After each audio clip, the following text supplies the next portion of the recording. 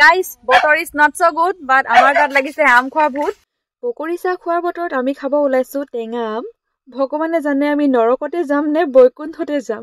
এটা কথা কওকচোন, টেঙা খোৱাৰ কথা শুনিলে কাৰ কাৰ লোভৰ পানী পৰে বাৰু? এতিয়া মোৰ কথা কওঁ শুনক, মই টেঙা কথা শুনিলে অট'মেটিকলি লোভৰ পানী পৰি যায়। তাৰ পাছত আৰু কি, টেঙা খোৱাৰ বাহিৰে উপায়ে নাই। দেওবাৰটো যে আহিলে আমি দুইজনী মাহী ঘৰলৈ দৌৰ মাৰো।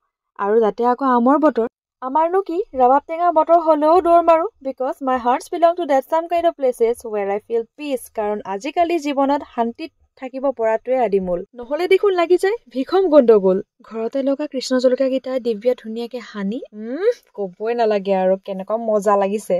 এতিয়া টেঙা খাই নিজৰ টেষ্ট বাডছ কেইটাক অলপমান ছেটিছফেকশ্যন দিলো আৰু শাহু মাৰ গালিত নোখোৱাৰ আগতে ঘৰমুখী হলো।